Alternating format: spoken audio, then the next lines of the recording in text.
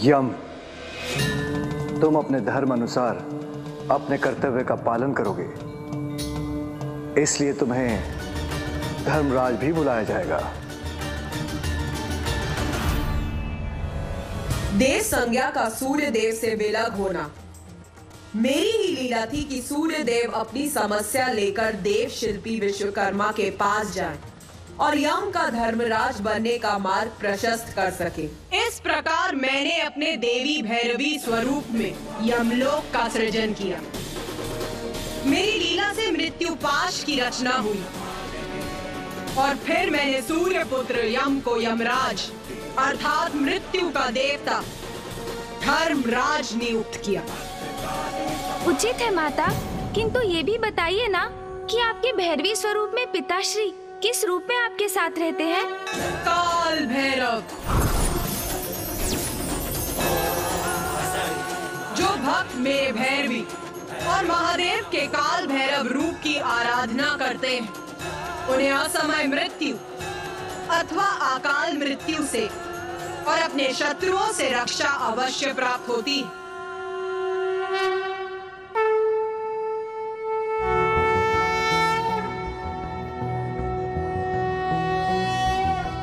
उद्दभानुसहस्रकान्तिं ऋणक्षौमां शिरोमालिकां रक्तालिप्तपयोधरां जपपटिं विद्यां भीतिं वरं हस्ताब्जैर्धतिं त्रिनेत्रविलसद्वक्त्रारविन्दश्रियं देवीं बद्धिमांशुं रत्नमुकुटां वन्दे समन्विस्मिताम्।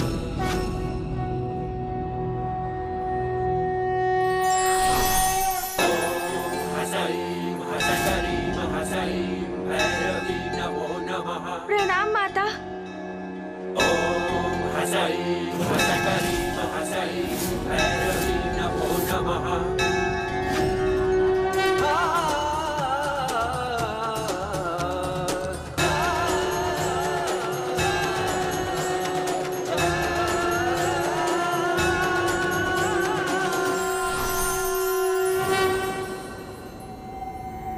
यम के अपने पद और दायित्व संभालने के बाद मनुष्य जन्म लेने के पश्चात अपनी आयु के अनुसार बालक, युवा और वृद्ध होने लगे और आयु समाप्त होने पर मृत्यु को प्राप्त करने लगे। संसार चक्र नियमित और सुचारू रूप से चलने लगा और अब यह विधान बन चुका था कि जो जन्म लेगा उसकी मृत्यु अवश्य होगी। किंतु मैं इस जीवन और मरण के चक्र में अपवाद बना।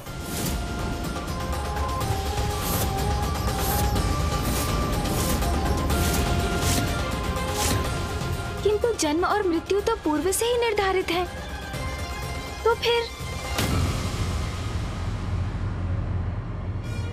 ऋषिवर आप अपवाद बने अर्थात? मार्कंडेय ही एकमात्र ऐसे प्राणी हैं जिनको मृत्यु स्पर्श भी नहीं कर सकती। मृत्यु से सुरक्षित हो गए ऋषि मार्कंडेय, ये कैसे संभव हुआ माता? इसके पीछे भी मेरे भक्तों की अटूट भक्ति और मेरे और महादेव की लीला की कथा है गणेश। माता, भक्तों की भक्ति की ऐसी शक्ति कि मृत्यु भी उनसे पराजित हो जाए, तब तो इस कथा का श्रवण अत्यंत सुखकर और प्रेरणादायी होगा हमारे लिए। कृपया ये कथा हमें सुनाने की कृपा कीजिए माता। हाँ माता, हम सभी ऋषि मार्कंडेय की ये कथा सुनने के लिए अति उत्सुक हैं। हमें भी ये कथा सुनाइए ना माता। उचित है। वैसे भी भक्त की कथा के बिना भगवान की कथा तो अधूरी है।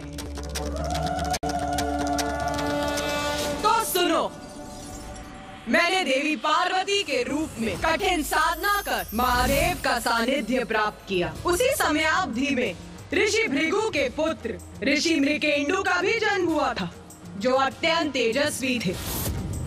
ऋषि मृकेंडु की पत्नी देवी मौर्गमती विवाह उपरांत अनेकों वर्षों तक संतान सुख से वंचित होने के कारण ऋषि मृकेंडु और देवी मौडमती संतान रहित होने की पीड़ा से ग्रसित थे।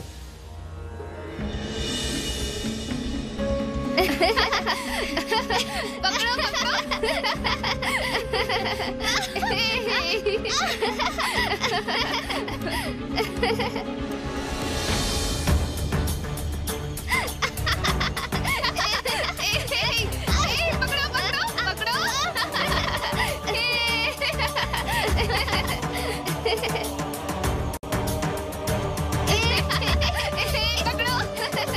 देवी मौडमती को बालकों से इतना स्नेह है, किंतु संतान सुख से वंचित है। वो ज्ञात नहीं ईश्वर की क्या इच्छा है। जो भी है, प्रभु की साधना से ही हमें हमारी इस पीड़ा को दूर करने का कोई उपाय प्राप्त होगा।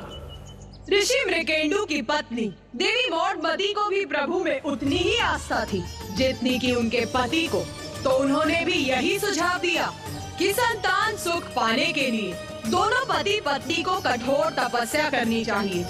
फिर ऋषि मृकेंडु ने गहन वन में घोर तपस्या प्रारंभ की और वो स्वयं आश्रम में ही साधना के लिए तैयार हो गई।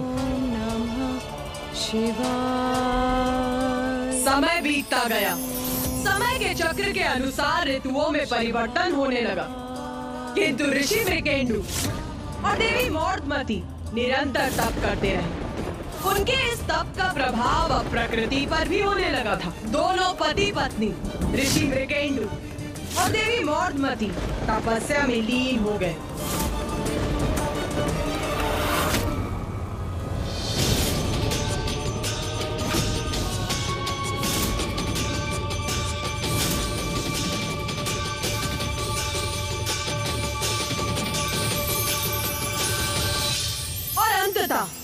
ऋषि मृकेंडु और देवी मौडमती की पुकार कैलाश में महादेव और मुझ तक पहुंच ही गई।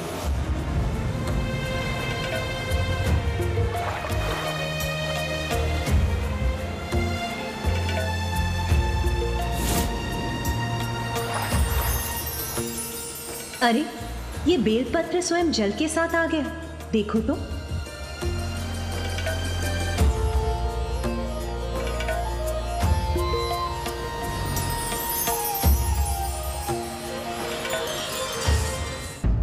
ऋषि मृकेंडु और देवी मौडमती संतान रहित होने की पीड़ा से ग्रसित थे।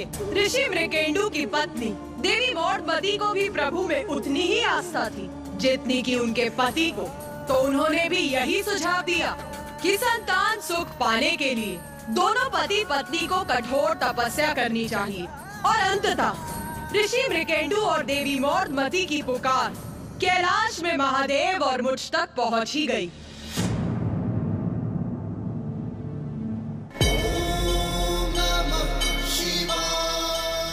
नाथ,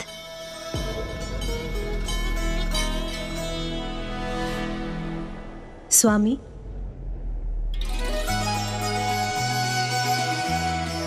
आपके भक्त आपकी कठोर तपस्या कर रहे हैं। आपको अपने भक्तों को दर्शन देना चाहिए। ओ माँ, मैं यदि मृकेंडु ऋषि को दर्शन दूंगा तो वो मुझसे संतान प्राप्ति का वरदान मांगेंगे। तो आप उन्हें संतान दे दीजिएगा स्वामी। इसमें कैसी दुविधा है? दुविधा है उमा। ऋषि मृकेंडु और देवी मौडमती के भाग्य में संतान नहीं है। भाग्य में संतान नहीं है। भाग्य में संतान नहीं है।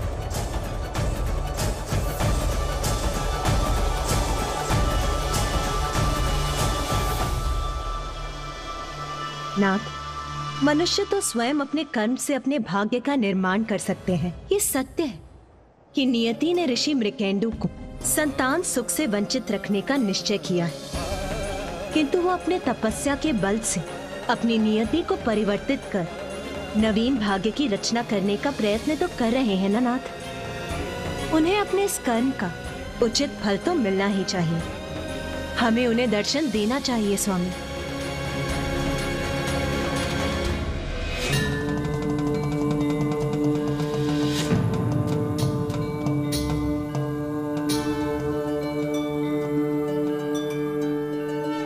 उचित है उमा, जैसी आपकी इच्छा।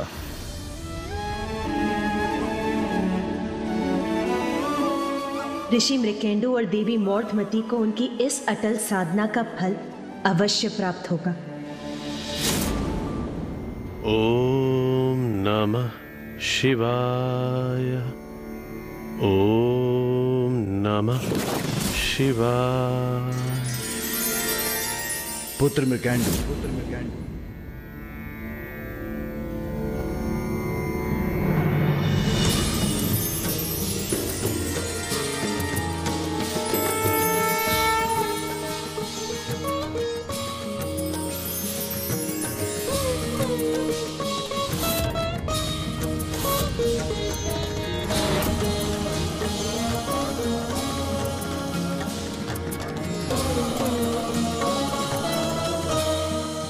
माता, महादेव। पुत्र मृकेंडु, हम तुम्हारी तपस्या से और तुम्हारी पत्नी मौर्धमती की पूजा से अत्यंत प्रसन्न हुए।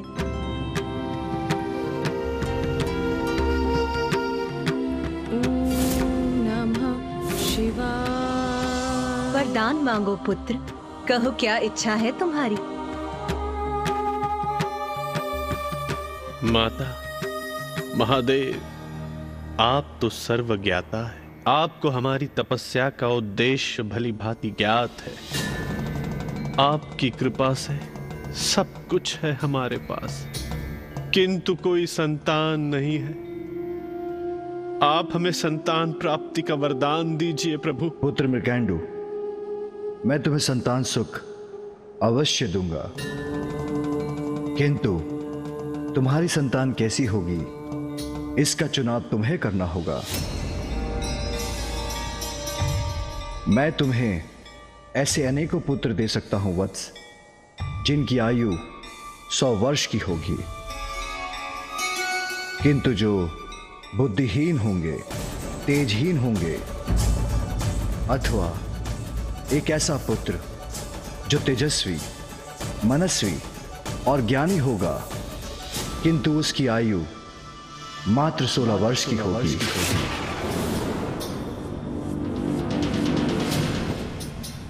अनेक पुत्र जो तेजहीन, बुद्धिहीन होंगे, अथवा मात्र एक पुत्र जिसकी आयु 16 वर्ष की होगी।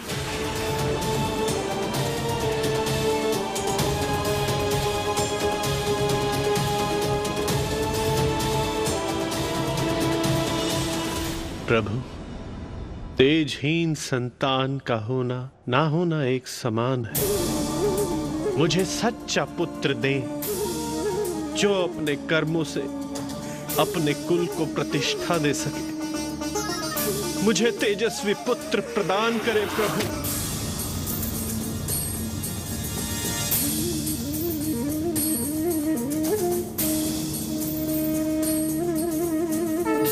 तथास्तु। महादेव से वरदान पाकर ऋषि मृकेंडु आश्रम लौट आए और कुछ समय पश्चात उनकी पत्नी देवी मौर्धमती ने एक तेजस्वी पुत्र को जन्म दिया।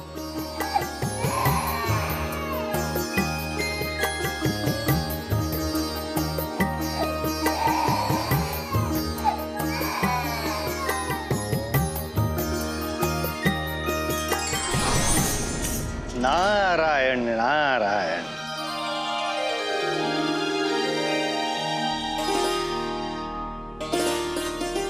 प्रणाम देवर्षि।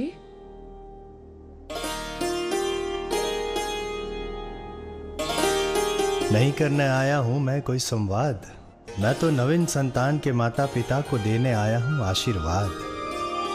ऋषि मृकेंडु और देवी मौर्धमती का नवजात शिशु इतना तेजस्वी, इतना सुंदर था कि देवर्षि नारद ने स्वयं बाहर जाकर उन्हें नाम दिया, आशीष दिया।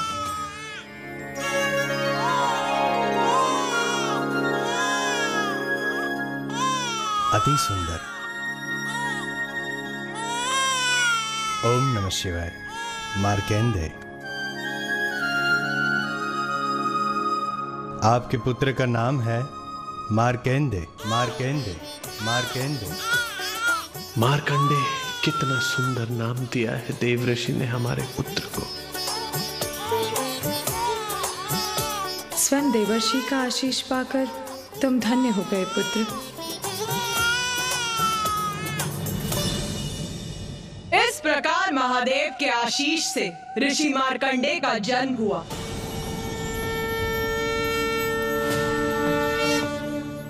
माँ और पिताश्री को ज्ञात था कि ऋषि मृकेंडु और माता मौर्धमती के भाग्य में संतान नहीं। फिर भी माँ ने पिताश्री को समझाया कि मनुष्य ही अपने भाग्य रचता है, किंतु माता, सबका भाग्य तो नियति द्वारा पूर्व निर्धारित होता है ना। दोनों ही बातें सत्य हैं। ये भी कि मनुष्य का भाग्य पूर्व निर्धारित होता है, और ये भी कि सच्ची भक्ति, सत्कर्म और भगवान की प्रार्थना कर और अपने अथक प्रयास से मनुष्य अपनी नियति परिवर्तित कर सकता है। यही है ऋषि मार्कंडेय की उस प्रयास की कथा, जिस प्रयास से ऋषि मार्कंडेय ने अपना भाग्य परिवर्तित कर लिया।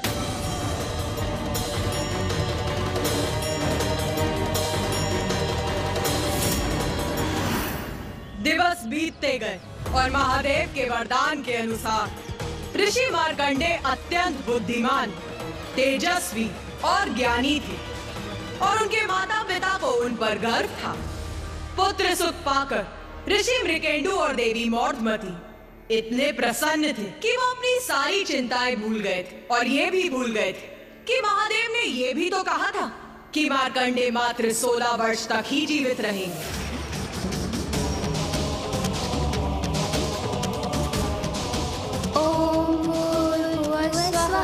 तत्सवितुर्वरेण्यं भर्गो देवस्य धीमहि धियो यो नः प्रचोदयात्।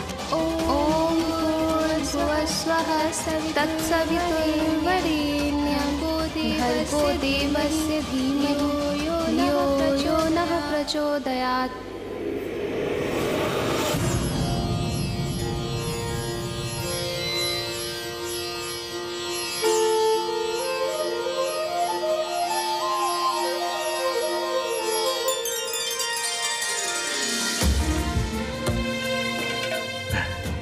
पुत्र मार्कंडेय, कल तुम अपने 16वें वर्ष की आयु में प्रवेश कर रहे हो, और साथ ही तुम वेद शास्त्रों के दर्शन और व्याकरण में भी निपुण हो चुके हो।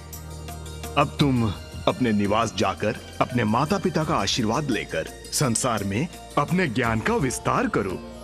जैसी आज्ञा गुरुजी।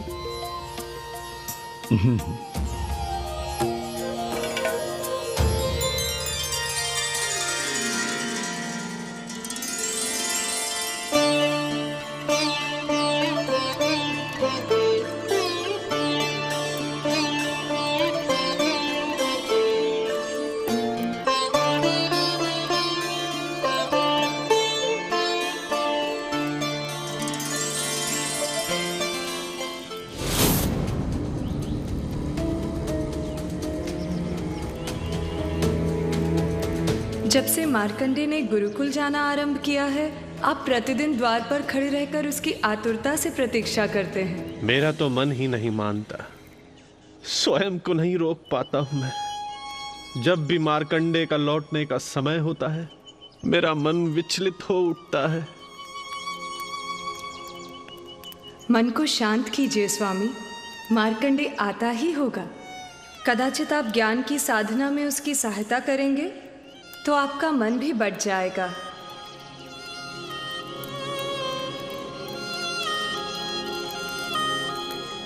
चलिए देवी, पुत्र की प्रतीक्षा में हम आपकी सहायता कर देते हैं।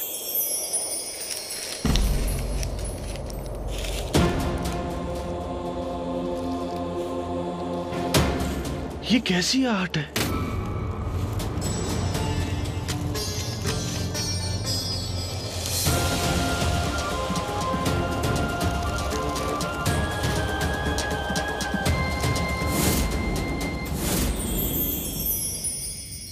देवर्षि, आप आइए। देवर्षि आइए।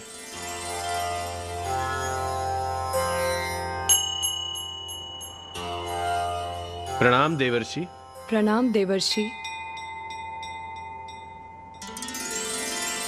आपके भाव देखकर ऐसा हो रहा है प्रतीत कि आपको किसी अन्य अतिथि विशेष की थी प्रतीक्षा, मेरे आगमन की नहीं थी अपेक्षा। क्षमा कीजिएगा देवर्षि। देवर्षि, हम अपने पुत्र मार्कंडे की प्रतीक्षा प्रतिदिन इसी प्रकार करते हैं। जैसे ही उसका गुरुकुल से लौटने का समय होता है, स्वामी द्वार पर खड़े रहकर और मैं उसके लिए स्वादिष्ट भोजन बनाकर। पुत्र मार्कंडे के बिना हमारी कुटिया जो सुनी हो जाती है। हमारे प्रत्येक दिवस का मुख्य भाग उसका लौटना ही होता है देवऋषि। किंतु आप दोनों को इस सूनेपन का अभ्यस्त हो जाना चाहिए।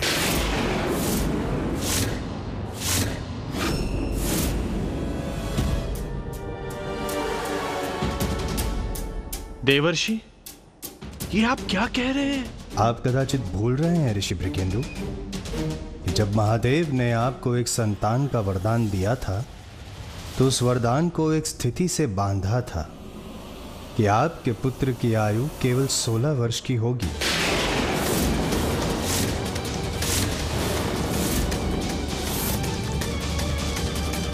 मैं तुम्हें ऐसे अनेकों पुत्र दे सकता हूं वत्स, जिनकी आयु 100 वर्ष की होगी, किंतु जो बुद्धिहीन होंगे, तेजहीन होंगे, अथवा एक ऐसा पुत्र जो तेजस्वी, मनस्वी और ज्ञानी होगा, किंतु उसकी आयु मात्र 16 वर्ष की होगी।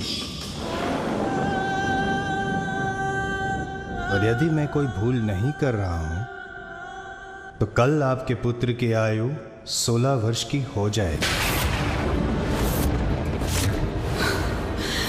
नहीं, नहीं। ये आप क्या कह रहे हैं ऋषिवर? नारायण नारायण। इस घटना के घटित होने से पूर्व ही मैं आपको सूचित करने चला आया। आयु पूर्ण होना तो विधि का विधान है। आप दोनों इसे ईश्वर की इच्छा समझकर अपने हृदय को सांत्वना दे दीजिए।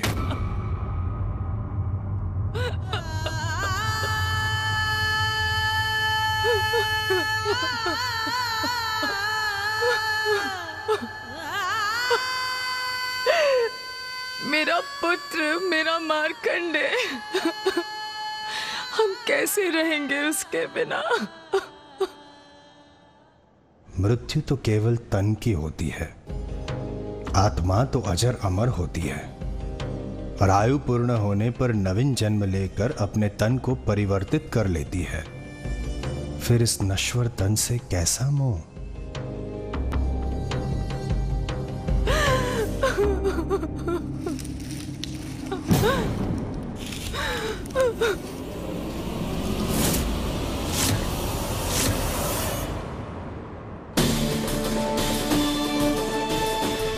देवर्षि की कही बातों को द्वार पर खड़े मार्कंडे भी सुन चुके थे। उस समय बालक मार्कंडे के मन में तूफान उठ रहा था। एक ओर उनके माता पिता उनकी मृत्यु की सूचना पाकर अत्यंत दुखी थे, और दूसरी ओर देवर्षि नारद के शब्द भी बालक मार्कंडे के मन में ध्वनित हो रहे थे।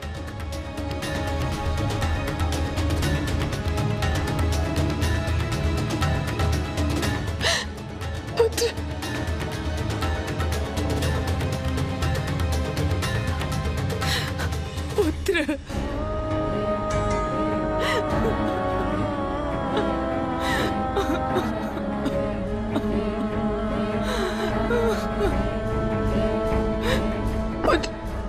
हम तुम्हारे बिना कैसे रहेंगे पुत्र? तुम्हारे पिता और मैं, हम दोनों का जीवन तो तुम पर ही आधारित है पुत्र। हम तुम्हारे बिना कैसे रहेंगे? हम कैसे रहेंगे?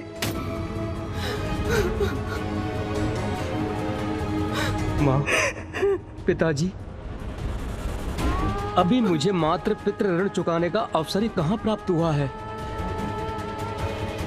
मैं आप दोनों को ये वचन देता हूं कि मैं मृत्यु पर विजय प्राप्त करके ही रहूंगा।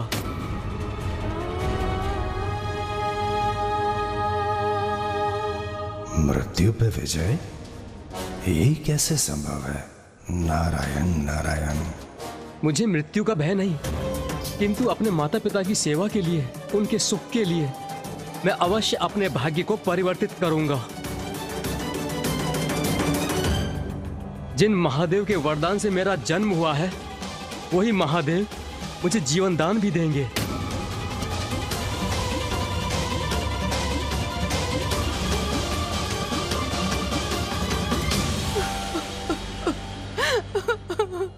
पुत्र, कहाँ जा रहे हो पुत्र? महादेव की पूजा करने।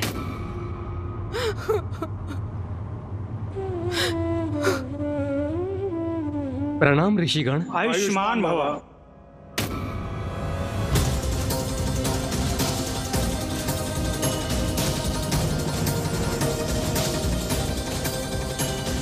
आहा, कितने उत्तम संस्कार हैं। सबका आदर कर सभी को प्रणाम करना।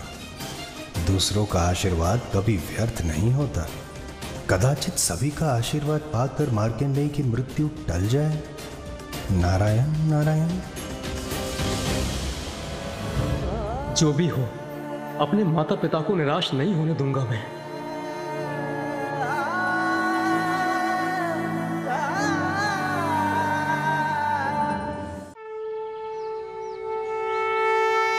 वन में जाकर बालक मार्कंडेय ने एक छोटे से मंदिर में जाकर एक पार्थिव शिवलिंग का निर्माण किया और शिवलिंग का जलाभिषेक कर पूजा करते समय वो निरंतर ओम नमः शिवाय का जाप करता रहा। और बालक मार्कंडेय की पूजा पर बैठते ही एक चमत्कार हुआ। महादेव ने बालक मार्कंडेय के मुख से मंत्र प्रस्फुटित करवाया, जिससे उन्हें उनका अभीष्ट प्राप्त हो। ओम त्र्यंबकं यजामहे सुगंधिं पुष्टिवर्धनम् उर्वारुकमिव बन्धनान् मृत्योर्मुक्षीयमामृतात्।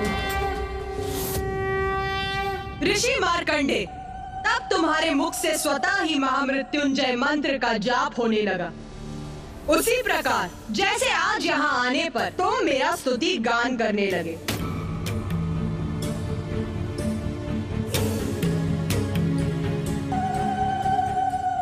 माता, ये महामृत्युंजय जाप क्या होता है और क्या है इसका अर्थ? उस समय ऋषि मार्कंडेय के मुख से उत्पन्न होने वाले महामृत्युंजय मंत्र की अद्भुत दिव्यता है। ये मंत्र मृत्यु पर विजय प्रदान करता है।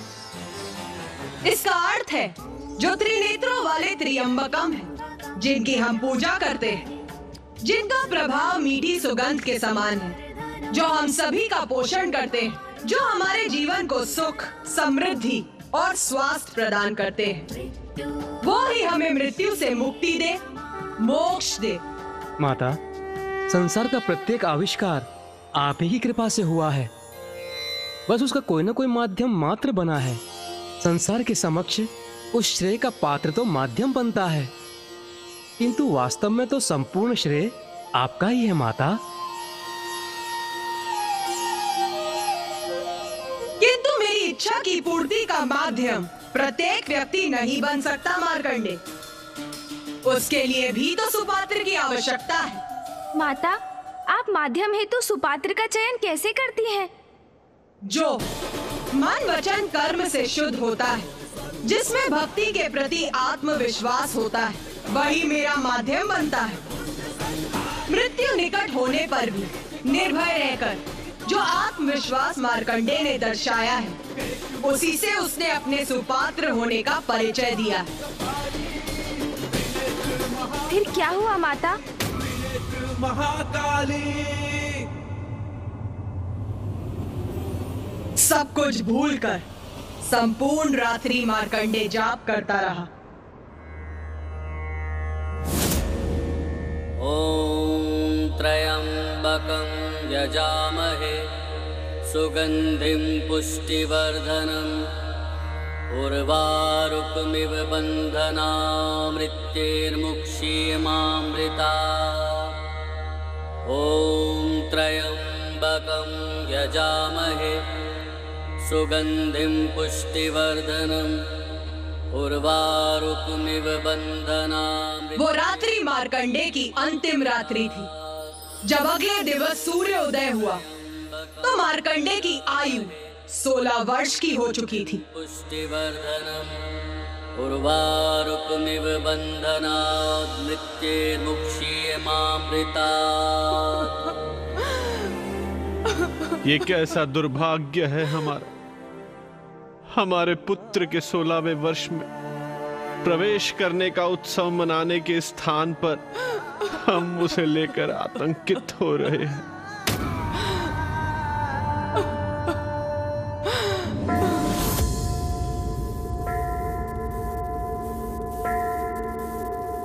प्रभु,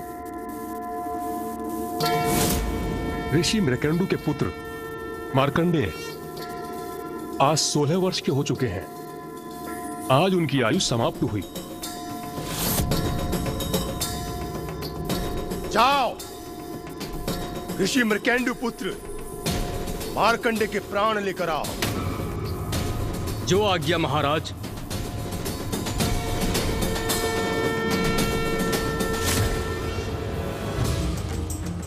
माता, ऋषि मार्कंडे की मृत्यु का समय तो निकट आ चुका था, फिर उन्होंने कैसे अपनी मृत्यु को टाला? बताइए ना माता।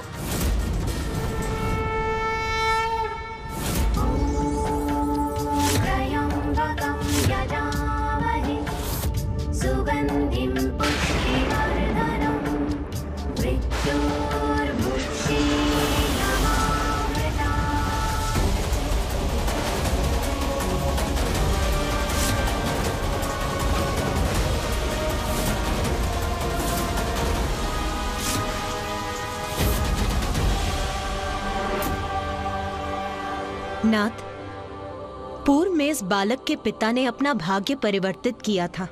संतानहीन होना उनकी नियति थी, फिर भी उन्होंने इस पुत्र को प्राप्त किया और अब यह बालक अपने भाग्य को एक नवीन दिशा देकर ही रहेगा।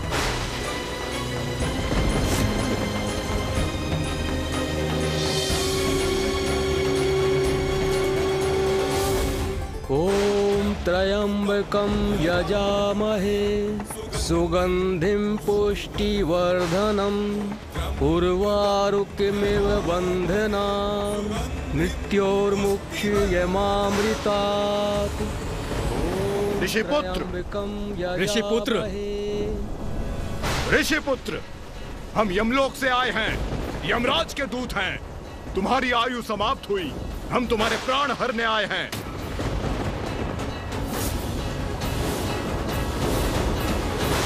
पृथ्वी पर तुम्हारा समय समाप्त हुआ।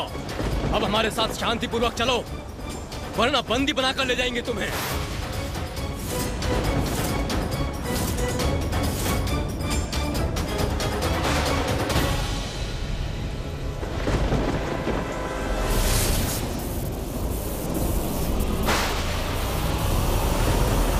तुम्हें पर्याप्त समय और चेतावनी दे चुके हैं हम। यदि शांतिपूर्वक नहीं चलोगे तो हम तुम्हें इस पाश से बांधकर यमलोक ले जाएंगे।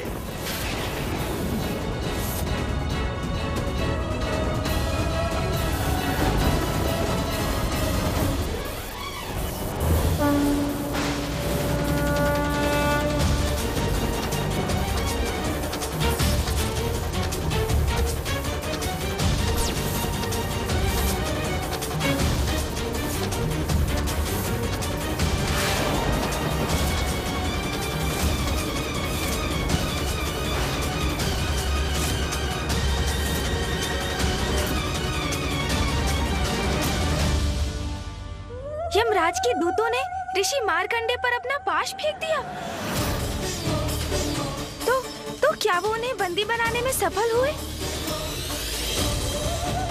क्या वो उन्हें यमलोक ले जाने में सफल हो गए माता? ऋषि मार्कंडेय तो यहाँ उपस्थित हैं, अर्थात गणेश के प्रश्न का उत्तर तो स्पष्ट है। कहो कार्तिकेय, तुम्हारे अनुसार क्या है गणेश के प्रश्न का उत्तर? वो यमदूत क्या बालक मार्कंडे को बंदी बनाने में सफल हुए होंगे?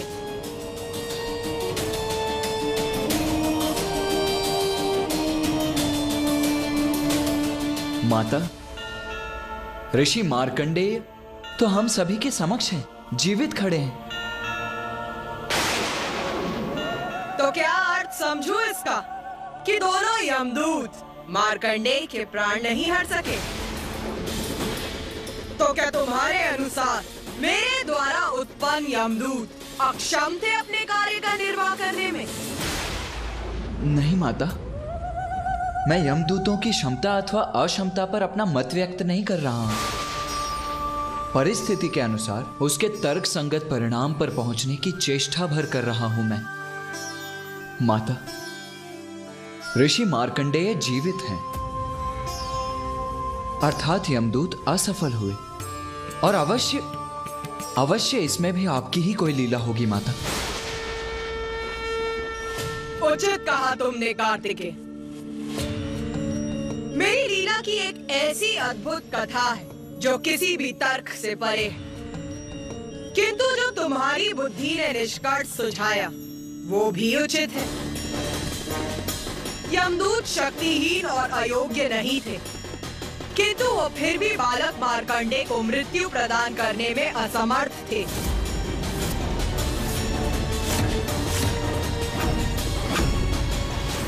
ये कैसे हुआ माता?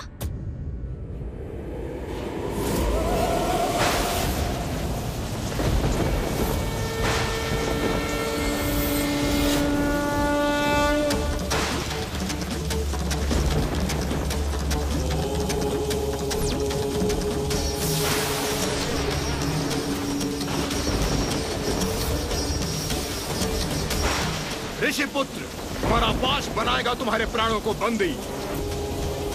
यमदूत हैं हम, तुम्हारी आत्मा को अपने साथ अवश्य ही लेकर जाएंगे।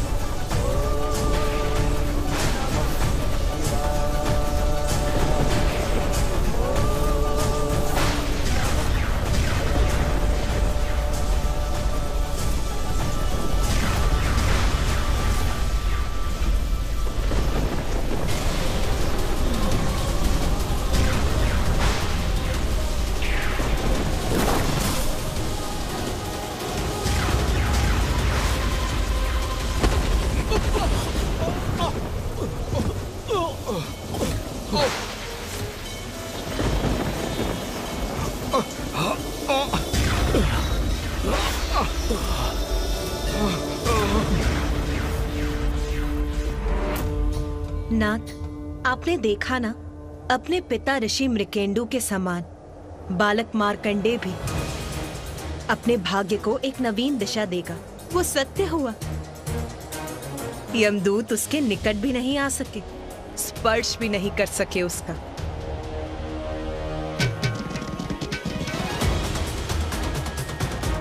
उमा, जन्म और मरण सृष्टि का शाश्वत सत्य है।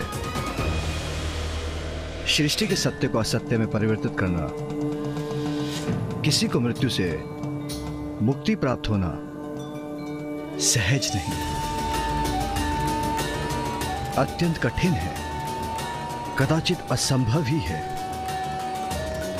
इसलिए उसकी मिथ्या आस त्याग दो प्रिय।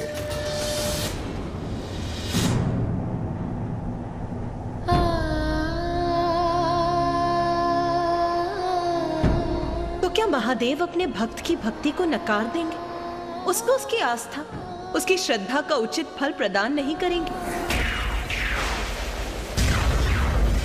अवश्य ये कोई असाधारण बालक है। इसकी रक्षा कोई दिव्य मायावी शक्ति कर रही है। हमें यथाशीघ्र ही धर्मराज यमराज को जाकर इसके बारे में सूचित करना चाहिए।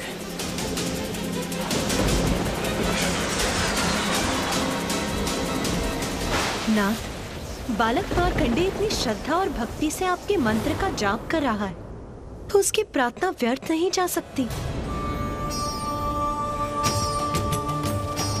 उसे उसके संकट से मुक्ति का मार्ग प्राप्त होगा ना स्वामी?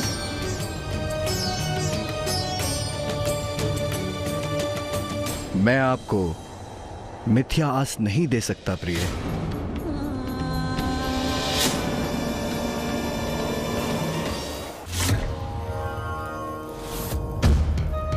मृदुल, पूर्वी, उचित है।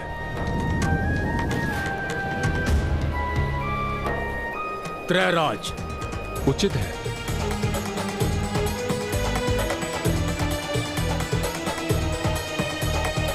और मार्कंडे, बालक मार्कंडे का ही अंतिम नाम है आज की सूची में। कहां है उनके प्राण? मैंने कहा मार्कंडे के प्राण कहां हैं? चित्रगुप्त जी महाराज, हम मार्कंडे को लेने अवश्य गए थे, किंतु क्षमा कीजिए महाराज, हम उसे लाने में असमर्थ रहे।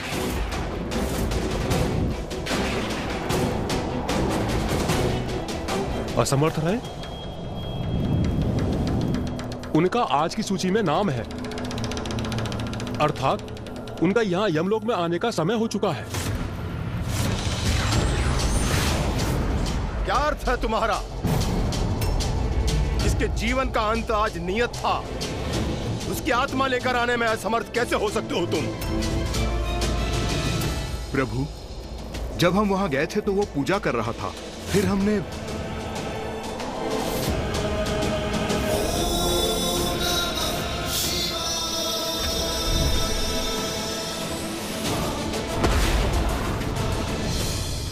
ये कैसे हो सकता है?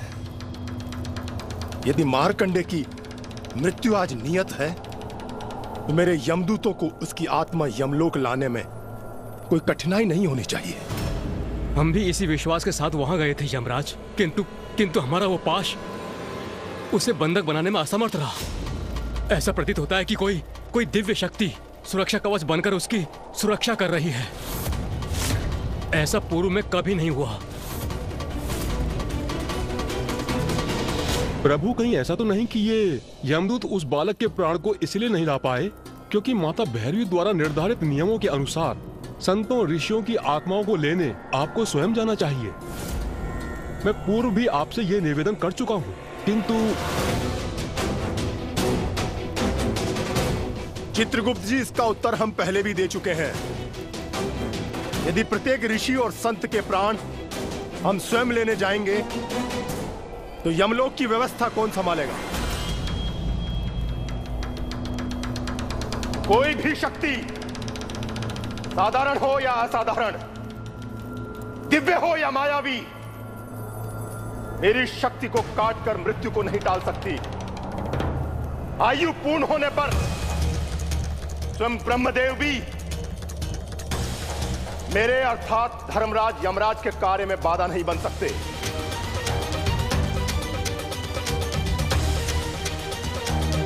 चित्रगुप्त जी, माता भैरवी ने कैसे अक्षम यमदूत दिए हमें? 2 यमदूत एक 16 वर्षीय बालक के प्राण हरकर नहीं ला सके। धिक्कार है इन्हें।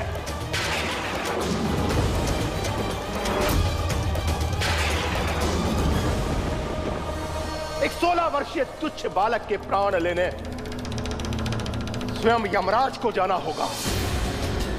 तो क्या लाभ है इन यमदूतों का? मैं स्वयं जाऊंगा, तनिक मैं भी तो देखूं कौन सी पूजा कर रहा है ये बालक मार्कंडे। सब व्यर्थ है। मेरे समक्ष किसी पूजा का कोई लाभ नहीं, कोई लाभ नहीं।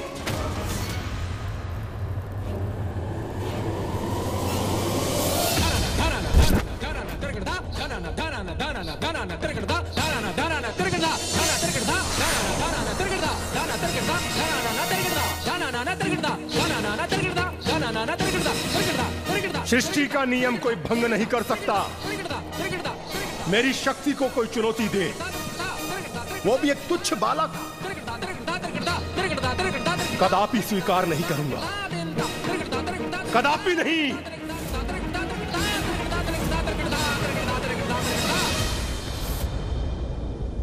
माता, ये स्थिति तो बहुत विकट हो गई ना।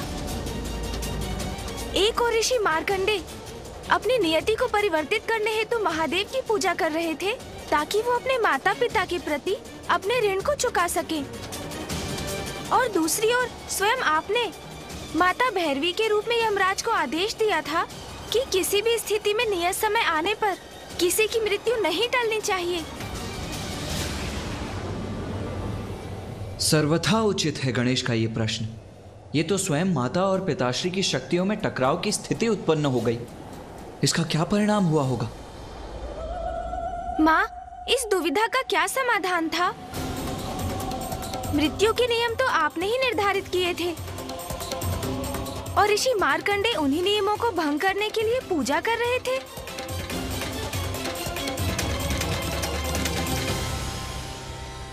मेरे मन में तो कोई दुविधा नहीं थी माता, मात्र भक्ति थी और विश्वास था कि भगवान कभी भी भक्त की सच्ची भक्ति को अस्वीकार नहीं करते।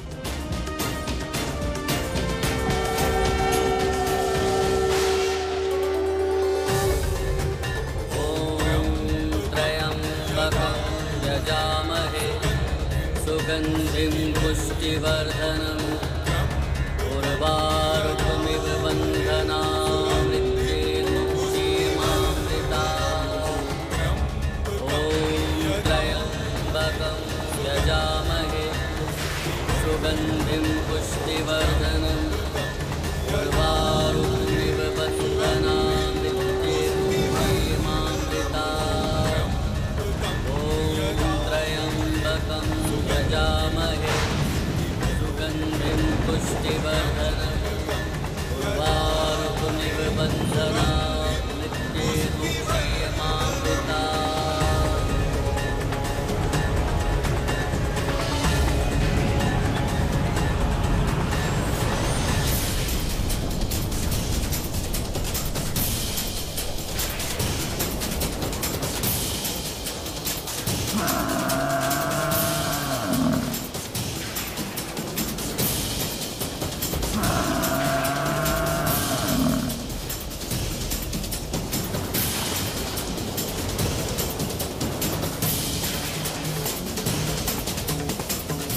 मृत्यु के पास से कोई सुरक्षित नहीं, यही सृष्टि का नियम है।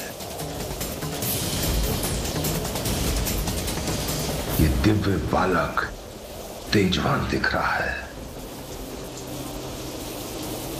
किंतु मेरे समक्ष व्यर्थ है इसका तेज, व्यर्थ है इसका असाधारण होना, क्योंकि मुझे अपने काल को अपने समक्ष देख भय से कंपित हो उठेगा ये। ऋषि बालक, चलो उठो, मैं यमराज तुम्हारे प्राण हरने आया हूं।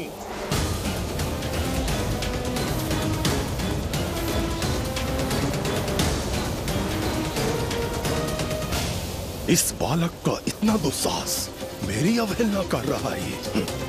क्या इसे ज्ञात नहीं, इसकी कोई युक्ति, इसका कोई उपाय इसे मुझसे रक्षित नहीं कर सकता। तुमने सुना नहीं बालक? अपनी मृत्यु से अपनी रक्षा करने की तुम्हारी ये युक्ति, तुम्हारी ये पूजा सब व्यर्थ है। चलो उठो और चलो मेरे साथ।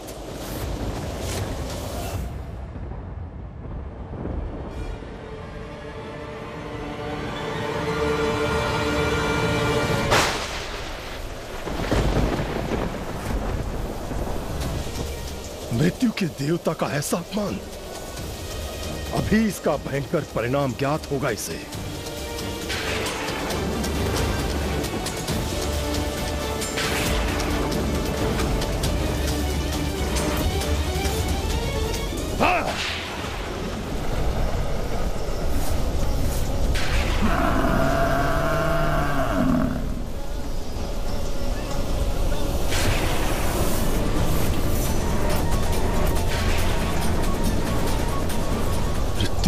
समय आने पर प्राणी के प्राण हारने से कोई मुझे नहीं रोक सकता, कोई भी नहीं।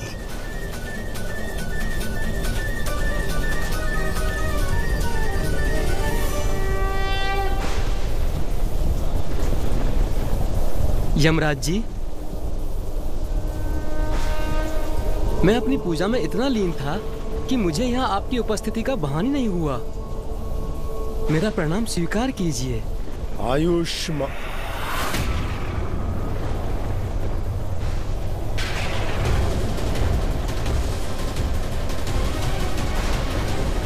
कैसा आशीर्वाद दे रहा हूं इसे। बालक, बहुत चतुर प्रतीत होते हो तुम। मुझसे आयुष्मान भव का आशीर्वाद लेकर मृत्यु से अपनी रक्षा करना चाहते हो, किंतु मैं यमराज मृत्यु ही प्रदान करता हूं, जो तुम्हें भी दूंगा। चलो मृत्यु के लिए प्रस्तुत हो जाओ। यमराज जी, मुझे ज्ञात है आप मुझे मृत्यु देने आए हैं, किंतु मैं अभी अपनी मृत्यु को स्वीकार करने में असमर्थ हूँ। क्षमा कीजिए, तुम अपनी मृत्यु स्वीकार करने में असमर्थ हो तो कदाचित मुझे बाद में आना चाहिए, है ना?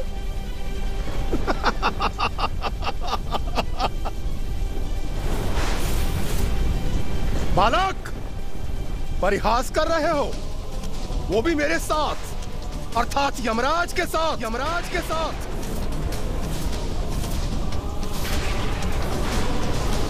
मूर्ख बालक, अपनी मृत्यु कोई भी स्वीकार नहीं करता, किंतु मृत्यु किसी स्वीकृति की प्रतीक्षा नहीं करती। ये तो तुम्हारा सौभाग्य है कि मैं स्वयं लेने आया हूं तुम्हें। अब मेरा समय व्यर्थ मत करो और चलो मेरे साथ। यमराज जी, मैं अपने माता पिता का एकमात्र पुत्र हूँ। यदि मेरी मृत्यु हुई तो वे निपट अकेले रह जाएंगे। उनके पुत्र होने के नाते उनकी सेवा कर उनका ऋण चुकाने का दायित्व मुझे पूर्ण करना है। मुझे अपने लिए नहीं, किंतु अपने माता पिता के लिए जीवित रहना है। मैंने उन्हें वचन दिया है कि मैं अवश्य उनके पास लौटूंगा। ए बालक, मुझसे छुटकारा पाने की तुम्हारी ये युक्ति कदापि सफल नहीं होगी। जब मृत्यु समक्ष होती है तो मनुष्य अनेक युक्तियां सोचता है। तब तुम तो क्या, मैं ब्रह्मदेव और इंद्रदेव की भी नहीं सुनता। सहस्त्रों चक्रवर्ती राजाओं के प्राण हर चुका हूं मैं। मुझसे कोई नहीं बच सका और ना ही बच सकेगा। तो आप अपना कर्तव्य निभाइए यमराज जी।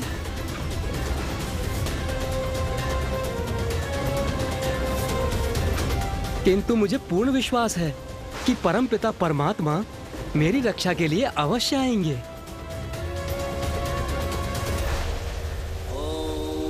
त्र्यंबकं यजामहे सुगंधिं पुष्टिवर्धनम् उर्वारुकमिव बन्धनान् मृत्युर्मुक्षीयमामृतात्। ए बालक, तुम्हारा काल तुम्हारे समक्ष है और तुम शिवलिंग की पूजा कर रहे हो। क्या वास्तव में तुम्हें विश्वास है कि महादेव तुम्हारी मृत्यु से रक्षा कर सकते हैं? स्वयं माता भैरवी ने मुझे मृत्यु का देवता नियुक्त किया है, वो भी मेरे कार्य में हस्तक्षेप नहीं कर सकती। इसलिए अपना और मेरा समय व्यर्थ मत करो। तुम अपनी पूजा अधूरी छोड़ दो या पूरी करो, उससे कुछ नहीं होगा। अपने बनाए नियमों को भगवान भी भंग नहीं कर सकते। बालक, यदि मेरा अर्थात यमराज का क्रोध चरम पर पहुंच गया तो तुम्हें ज्ञात है क्या हो सकता है?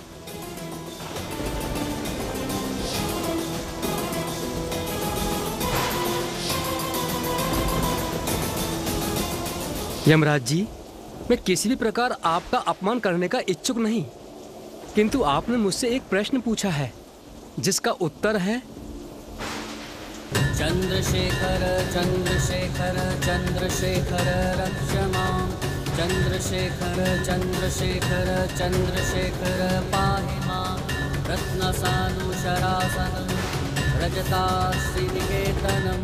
स्वामी, आपका भक्त 8 स्वर में आपको पुकार रहा है, आपसे अपनी रक्षा की गुहार लगा रहा है। महादेव को अपनी रक्षा का मार्ग बनाना चाहता है ये, किंतु मृत्यु से इसकी रक्षा तो महादेव भी नहीं कर सकते।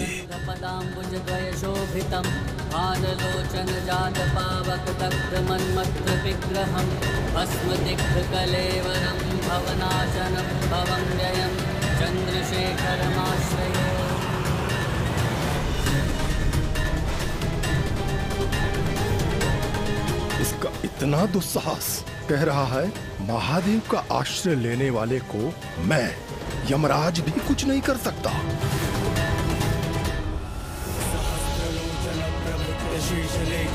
ना, आपने मुझसे कहा था कि मैं मिथ्या आस ना रखूं, किंतु मेरी आस मिथ्या नहीं, विश्वास है मेरा। जब मार्कंडे उनमें अपना आश्रय ढूंढ रहा था, जिनके मस्तक पर चंद्रमा विराजमान, जिन्होंने रत्न जड़ित पर्वत सुमेरु को अपना धनुष बनाया, जो रजत के पर्वत हिमालय पर वास करते हैं,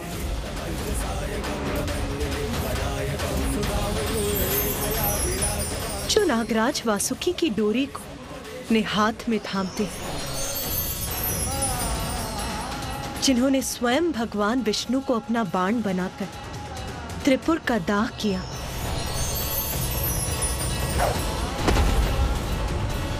अर्थात जब मार्कंडे आपकी शरण में, तो मृत्यु के देवता यमराज उसे कोई क्षति कैसे पहुंचा सकते हैं? मम का करिष्यति वै यमः पपादप पुष्पगंध पदाम्बुजद्वय शोभितं भानलोचन जात पावक दग्ध मन्मत्र विग्रहं भस्म दिग्ध कलेवरम्। इसकी इस पूजा को यहीं रोककर विलंब अपने साथ ले जाना चाहिए मुझे।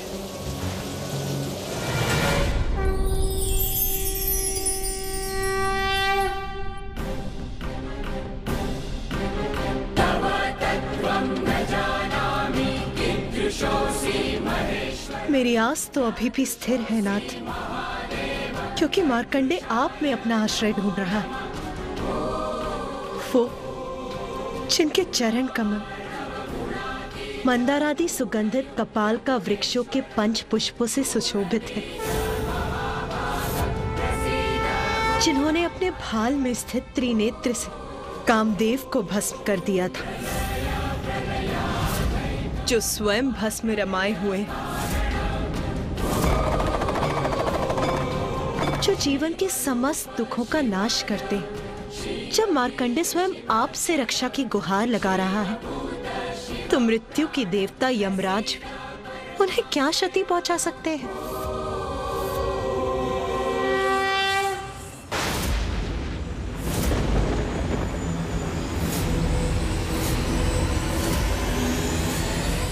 बस बालक, बहुत हो गई तुम्हारी ये पूजा, और बहुत हो गया तुम्हारे द्वारा महादेव का स्तुति गान।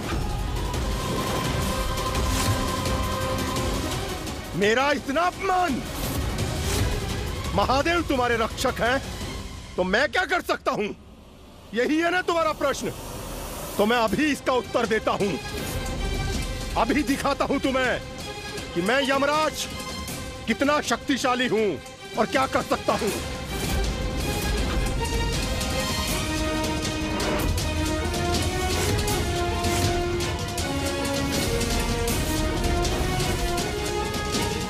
ये पाश स्वयं माता भैरवी ने मुझे प्रदान किया था। ये यमपाश मृत्यु का पाश है, और यही मृत्यु पाश तुम्हारे तन से तुम्हारे प्राण हर लेगा ऋषि बालक।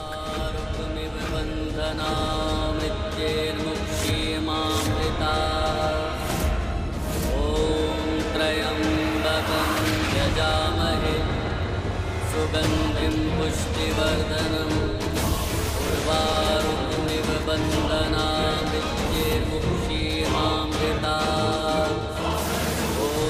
और स्मरण रहे, इस मृत्यु पाश से किसी की रक्षा संभव नहीं है।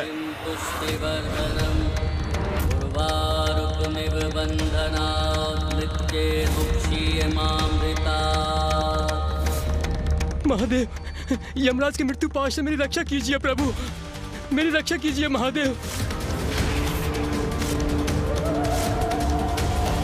महादेव, महादेव, ओम त्र्यंबकं यजामहे सुगंधिं पुष्टि। ये किस प्रकार के मंत्र का उच्चारण कर रहा है? कोई भी मंत्र उच्चारित कर लो, तुम्हें मृत्यु से रक्षित कर ले, ऐसा कोई भी मंत्र नहीं है बालक। त्र्यंबकं यजामहे सुगंधिं पुष्टि वर्धनम्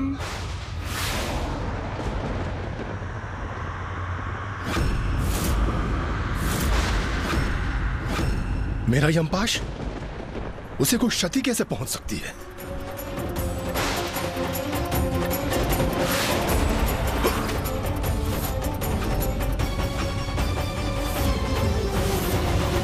इतना दुस्साहस यमराज का कि उन्होंने भक्त और भगवान दोनों पर अपना पाश चलाने का दुस्साहस किया।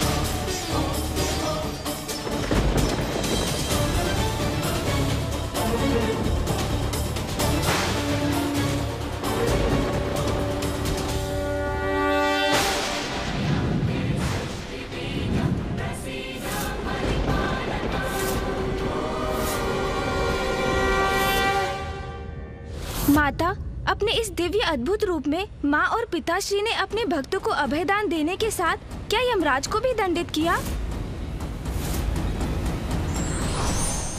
भगवान हो या साधारण व्यक्ति, उसे अपने पद और उसकी मर्यादा का ध्यान सदैव रखना चाहिए, अन्यथा दंड के भागी बन सकते हैं।